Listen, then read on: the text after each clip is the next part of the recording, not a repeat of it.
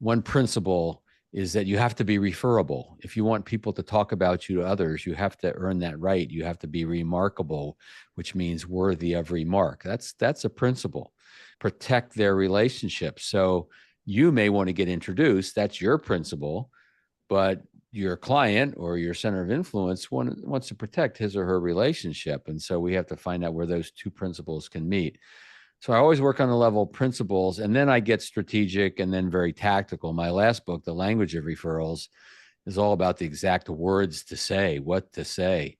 And so that's very tactical. So I like to work on all levels, and it tends to be motivational in the sense that people walk away with lots of notes and lots of things they can do. Welcome to Sterling Insights, Stand Out and Supercharge Your Assets, the go-to podcast for financial advisors aiming to grow their assets under management, stand out in a crowded market, and retain assets nearly forever. Are you advising high net worth clients who own appreciated capital assets? Do you want to help them sell without losing a quarter, a third, or even more of their hard-earned profits to capital gains taxes? Then this podcast is tailored for you. Each episode brings you the latest strategies and expert advice from leading financial advisors, seasoned attorneys, and experienced CPAs. Learn how to maximize your clients' wealth, minimize their taxes, and supercharge your advisory practice with actionable insights. Join us on Sterling Insights, Stand Out and Supercharge Your Assets, where you'll gain the knowledge and tools to set yourself apart and achieve unparalleled success in wealth management.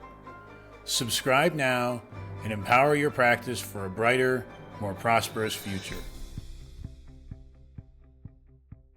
Welcome to Sterling Insights, Stand Out and Supercharge Your Assets. I'm your host, Roger Silk, and today we are joined by the famous Bill Cates. Bill is a high-energy speaker who motivates by sharing proven ideas and strategies that work. Bill has helped over 20,000 small business owners and salespeople build thriving referral-based businesses.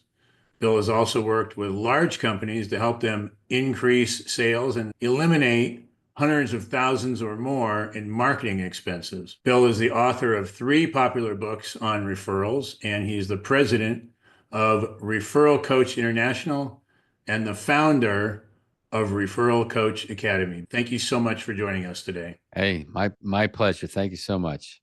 How did you get started as the referral coach? That's a good question. First of all, let's clear the air here. You know, you said the famous Bill Cates. They're thinking Bill Gates. So I did miss it. I missed it by a letter. So actually, essentially what was happening, I had a book publishing company. I had 2, and I sold them. One I sold for a pretty nice sum of money. It was great. The other one I sold to get out of a bad partnership and let him absorb the rest of the debt or assume the debt. So when someone tells you they sold a business, yeah, maybe they made some money, maybe they didn't. I experienced both. But I was looking for the next thing to do. And I really loved teaching. And I had a couple of friends say, you know, you should be a speaker, consultant. You'd be good at that. I go, okay, well, I'll give it a try. So I started playing around with that. And I was looking for more of a niche, more of a specialty. And as a lot of folks listening to this know, the power of that focus that comes from that. And so I was listening to some audio tapes back then when we had tapes. And this guy was talking about referrals. And I was thinking, yeah, I like that, but I'd say it this way and I'd do it that way. And within about a year's time, I had written my first book called Unlimited Referrals, which is no longer in print. And that's really how I got into the referral space, if you will. Within about a year's time, I was fully dedicated to financial services, financial advisors, insurance professionals, et cetera. And so I'm kind of what they call double niched. My topic expertise is relationship marketing and referrals. And my target market, if you will, is financial services. And financial services taken broadly, it's insurance, it's financial advisors. Well, let me ask you, you tell me who it is. It's even banking. I mean, earlier this week, before this was recorded, I did a program for a large bank, and the essence of this program, they had business bankers, commercial bankers, financial advisors, and private wealth advisors. And we got them all in the room, and we helped with the internal referrals. The bank in all the divisions was sitting on a gold mine of opportunities of introductions that weren't taking place. So yeah, I started out mostly with insurance professionals, and did a lot with the wirehouses, and then independents and banks, and even a little bit of mortgage and business benefit brokers. So I've really trust officers, wealth managers. I've seen it all over the last 30 years. And so it sounds like you're the person who benefits from what you do is what the insurance people call producers, what they used to be called the customer's man. I'm aging, I'm dating myself, but like, it's the guy who's dealing with the client or woman. That's who you're. Yes. Yeah. Really on three levels I work, but certainly the individual for sure. And then a lot of firms bring me in to work, whether it's regional or national, to speak at events. We have large training programs within some firms where they're using my video training. But it usually starts with an individual advisor or professional looking to help themselves, and then they introduce me to other people in the organization. So yeah, sometimes one-to-one, sometimes one-to-many. Okay, so it sounds like you do public speaking to large groups, and that Yep. would that be motivational type speaking, or is that educational, or sometimes? Well, we can ask the audience whether they think it's motivational. I certainly don't bill myself as a motivational speaker. I do believe that ideas, especially very implementable ideas, can be motivating. Yeah, I have some stories, I have some fun, but it's not a pure inspirational, motivational, rah rah kind of talk. I come with a lot of ideas. I like to deal on really three levels. I like to deal on the level of principles, the very high level. When it comes to relationship marketing and referrals more specifically, and creating reputations in a target market more specifically, there are certain principles that permeate, that never change. They're always there. So I'll give you an example. One principle is that you have to be referable. If you want people to talk about you to others, you have to earn that right. You have to be remarkable, which means worthy of remark. That's a principle. Protect their relationship. So you may want to get introduced. That's your principle, but your client or your center of influence wants to protect his or her relationship. And so we have to find out where those two principles can meet. So I always work on the level of principles, and then I get strategic and then very tactical. My last book, The Language of Referrals, is all about the exact words to say, what to say.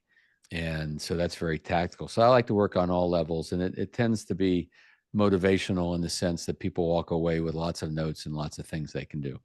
And that would be the sort of the public speaking, and that is that conceptually different from like a training? You do training?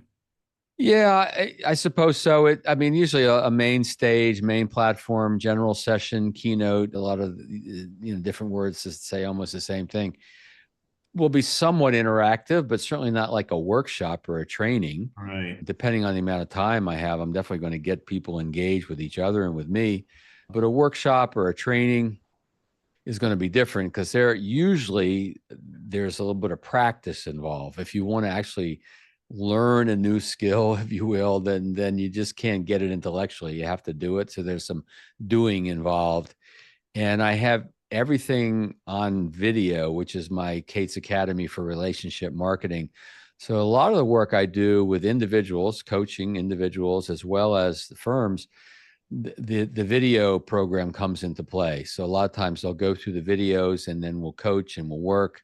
Sometimes they'll go through the videos and I'll do an in-person session to really drive home the points.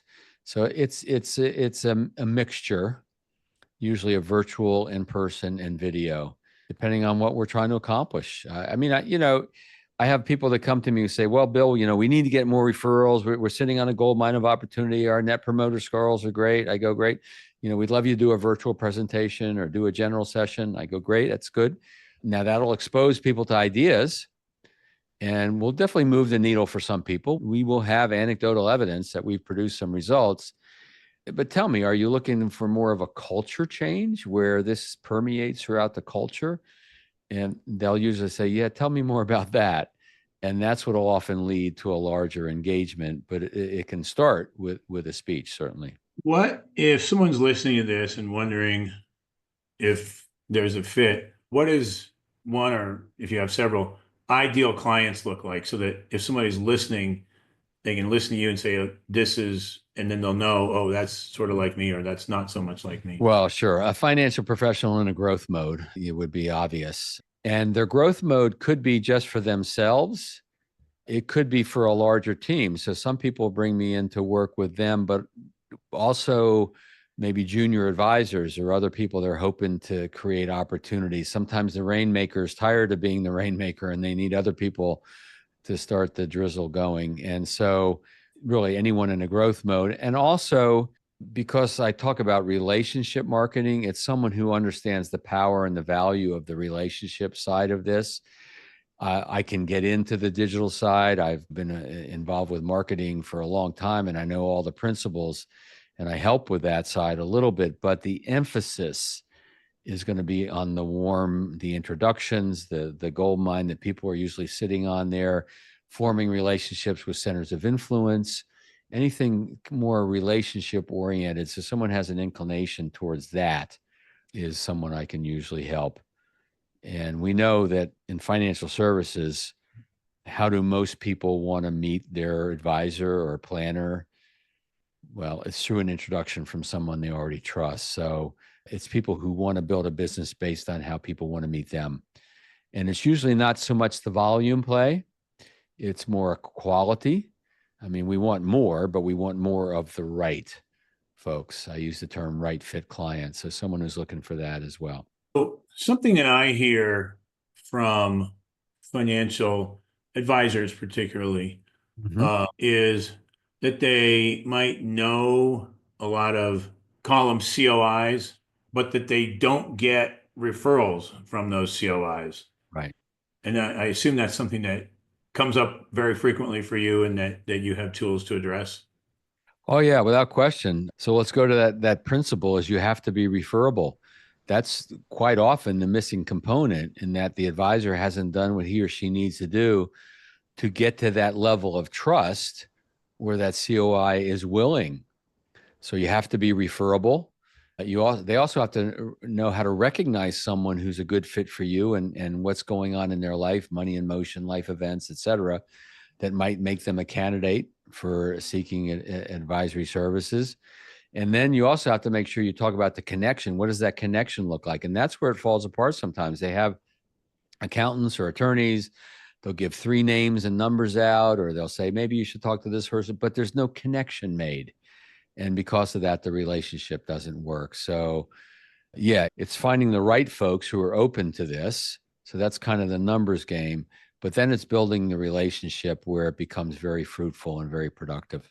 So if somebody has that situation, Mm-hmm. they could probably read your books and kind of get the concept, right? Yeah. Because you're not hiding it, right? You're putting it right out there. But then people still come to you. Yes. What additional, or they're not just looking for the knowledge, they're looking for something additional that they didn't get from reading the book or just Sure. listening to you. Yeah, they're looking to apply the knowledge. They're looking to turn that potential energy, which is knowledge, into kinetic energy, which is action and results. And look, there are some people that do read my book and say, hey, I did this and it worked and I appreciate it and thank you. I had a guy call me for some coaching. He had read my last book, The Language of Referrals, 3 times. He says, look, I know your stuff. I got it. But I need to run it by someone. I need to run the language. Because my situation, is different than other people's situations. So it's the customization and the application of the ideas for the person's specific situation. And there's a lot of nuance to this, right? In terms of talking about introductions and getting introduced and with centers of influence and all of that, there's a lot of nuance. So that's hard to, you can't cover all of that in any kind of an asset, a book or an audio. So that's where the back and forth exchange takes place. And then sometimes we figure it out together. What is the right thing to say? What is the right next move? Because context is king. And you got the principles, you got the strategies, you got the tactics, but the context will dictate how those tactics get implemented. So that's why people will come to me for coaching, for instance, or that's what we might do in an in-person session where we can get into some conversation that doesn't happen through a book. If someone comes to you for coaching, Bill, what does a typical engagement look like? Or maybe there isn't one. Well, it's not all over the place. So, I teach, you've heard me use the phrase relationship marketing. So I have three main strategies that go within that category or that topic of relationship marketing. The first one is relevance. I wrote a book called Radical Relevance. And so how do we have relevant messaging? Messaging, it's really about our marketing message in a way that will attract people to us, repel the ones we don't want to attract, but having strategic relevance, having tactical relevance. So that's one area. Another area is reputation, which is targeting a niche market, having a very clear target market, and then building a reputation within that market so you start to draw people to you. Most financial professionals get taught how to prospect, but very few get taught how to actually market to draw people to you. Or so when you do prospect, you're going to have a warmer market to go after. And then the third is the referrals, which I've been doing forever, and how to multiply your best clients and how to get introduced. Any one of those strategies will produce some nice results. I like to say when you put all three together, you're going to create exponential growth. So I do coaching programs where I'll do any one of those three. I'll help folks just get clear on their target market and how to start to work it better, how to choose the target market. Usually it's right in front of them. And I'm telling you, I can't tell you how many times, Roger, that when someone just makes that decision to go after the market they know they probably should, it just opens up so many doors and so many opportunities. I had a coaching call earlier today before this where this advisor decides he wants to work with salespeople and rainmakers. That's what he loves doing. He loves working with those people. And as soon as he made that decision and started to talk to some of his clients about that, man, just the floodgates open. They go, oh, I know some people I can introduce you to, right? So sometimes we'll just work on one, and then with some coaching clients, we'll work on all three together. That's my exponential growth program because that's putting all three together, and that's a longer term relationship. I am not a business coach in the sense of I'll work with you forever. I like to see myself more as the hitting coach, the batting coach. You want to grow in a certain direction. Yeah, bring me in. I'll help you for a while. I'll give you the tools, and then we'll stay in touch. I built a lot of friendships with my coaching clients where I just stay in touch and continue to help, off the books just because it's fun to do. So that's the essence of what it would look like. Does anyone engage you just for the first one, just to help identify their target market? Yeah. Oh yeah. I've done that. I've done it just for messaging. Yeah, it absolutely. So, and sometimes one will lead to another, and then I'll just I'll credit them for what they've already invested into a larger program. But yeah, some people will say I want to work on this, and then once they start working on, it, they go, okay, this is good. What's the next step? What's phase two? That's fairly common. What's the range of how long it takes somebody, if we're just looking at identifying a target market? Like some people probably already come to you, they already know it. And some people say, I've been doing this for however long, and I've basically been dealing with all comers. If somebody is in that latter category and they really haven't focused on it before, what should they expect? How long to get Yeah. that where they're all really happy with what they decide? Yeah. So my coaching relationships tend to be 2 to 4 months, generally speaking. Sometimes they go a little faster because you got somebody who's really eager. They're going to implement. We're going to talk every week for maybe, 4 or 6 weeks. Most of the relationships last a little longer because what happens is they learn the core, the essence of my process through the video and through some calls. And then they want to start implementing and they want to have a little time to implement and have some experience, some results or not results, as the case may be. And then we talk about that. So that usually takes a little time for that to happen. Most people start producing results within the first several weeks, but to complete the program, depending on the scope of the program, 2 to 4, occasionally a little longer. Somebody goes on vacation or somebody wants a month to just do it for a while and then get back to me. But I always have people interacting in between our coaching calls too. There's always email exchanges, sometimes real quick calls. That's the rough time frame. Yeah, standard coaching arrangement would be a call. How long? How often? Well, yeah. So usually we're using my video training as part of it. So they're going to watch some videos and then we'll get on a call. The first few calls are almost always an hour because there's a lot to talk about and there's a lot to immerse in. After that, we start usually having 30 to 45-minute calls, generally speaking. Like a call I did earlier today was a 45-minute call. Sometimes we'll schedule an hour, but if we don't go an hour, we just bank the time for later. It's 30 to 60 minutes. And then if I had to say, typically it would be every 2 weeks. And that really does vary. It varies on everybody's schedule and what we're trying to accomplish. And so would that be for just the identifying the ideal client, or that would be for that plus, or it depends on the client? Well, yeah, it depends on the client. It really does. So if it's just identifying the ideal client, working up a persona, working through that a little bit, wordsmithing a little bit, getting real clear. I mean, we can accomplish that in a month, depending on how often we're able to talk. So some folks, some advisors, obviously very busy. They've got a lot going on, and so they can't do it every week. So then it takes a little bit longer because of that. There are some coaches and some programs where they say, look, we're going to meet every Monday at 10 o'clock or whatever. And you fit into that formula. And there's nothing wrong with that. It's not what works for me and what I teach. I want people to have time to implement. I don't want to just dump knowledge on them. And so we want them to implement and have experience, produce a result, learn from that, not produce a result, learn from that. That'll usually take a little longer than just having a regimented every week for 6 weeks or every week for 8 weeks or whatever. Uh-huh. Is your coaching is done personally by you? Yes. And then Yes. do you have capacity to take on additional coaching clients now? I take on maybe 2 or 3 new clients every month. So a couple will fall off over time. And then I'll bring in a couple new ones. So yeah, it's rare that someone has to wait very long for my availability. Sometimes might have to wait a few weeks to a month for my availability, but not usually. Usually I'm pretty available. And then, there's some people that will just go through my academy and just use the videos and occasionally ask me a question with an email. Some of those folks will say, okay, this is great. I'm learning everything, but I need to start implementing better. And then we upgrade to a coaching relationship. Now they've already been through all the content. Now it's pure implementation, pure coaching. Sometimes there's that goal setting and a little bit of accountability or support, right? What are you going to do between now and the next call to make sure that action actually takes place? I do. And it's all anecdotal because everyone's different.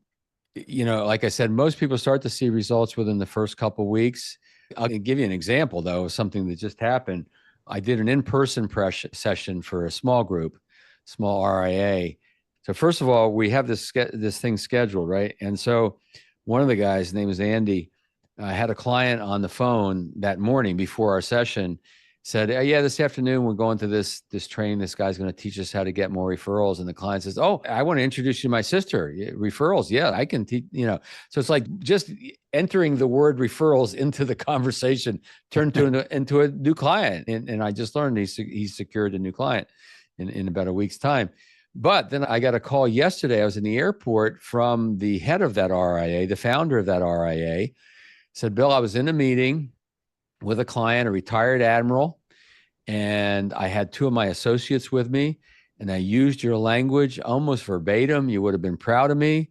And she's introducing me to 2 more admirals who had just retired and said, there's a bunch of others I can introduce you to. And he said, my colleagues, my other associates were like, they're almost a mouth agape, like, I used what you taught and it actually produced results right away.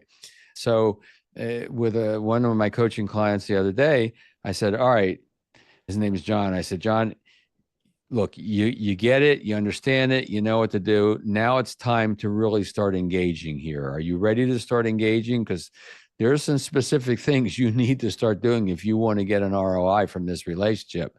He says, yeah, I'm ready. So sometimes I have to nudge people into that. Some gung-ho, just do it right away.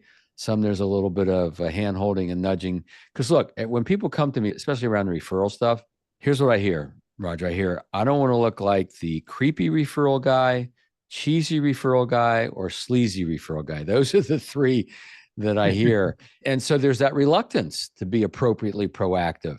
And so sometimes we have to work up. We work up with value discussion, we work up with promoting and encouraging referrals and introductions. And then we get into the asking. So everybody's a little bit different, but virtually every one of my coaching clients can attest to the increase in overall revenue and or very specific clients that they wouldn't have received had they not worked with me. I know we only have limited time here. What else would you like the audience to hear or know that I haven't had a chance to ask you about, or you haven't had a chance to talk about yet? Yeah. So here's the overarching principle or thought that I want people to think about, and that's a big part of what I do. Actually, there's two. One is building a business based on how people want to meet you. That's kind of a principle involved, and that involves in having the right messaging. It has involved in having a target market, if that makes sense for you. It's referrals, multiplying your best clients. So that's an overarching theme of everything I teach. And the other is that your value is worth sharing.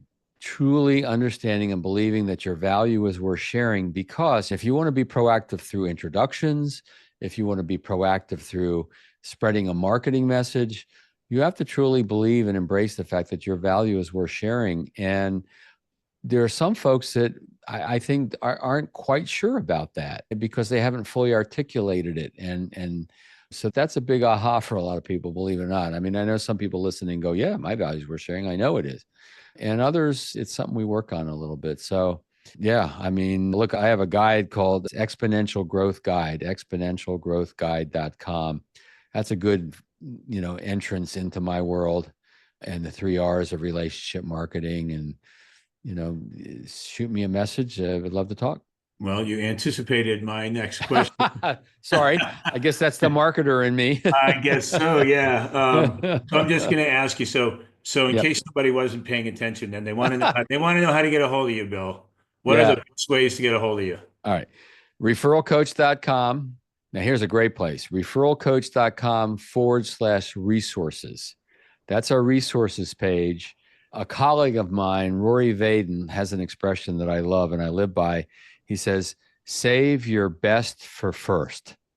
And that's my resources page. So referralcoach.com/resources, lots of tools, all free but valuable. And then there's exponentialgrowthguide.com, and my email's all over the place. So you can shoot, we do a complimentary strategy session. And if people want to read your books, the titles of the books that are in print and available are? Yeah. So my latest one is a Language of Referrals, the Language of Referrals. And then one before that was Radical Relevance, which is how we talk about our value. And the one before that was Beyond Referrals. So Beyond Referrals, Radical Relevance, and Language of Referrals are probably the three big ones at this point. Okay. And in case somebody's driving, your website one more time? Yes. Thank you. Referralcoach.com. Referralcoach.com. Yes, sir. Super. Thank you so much, Bill.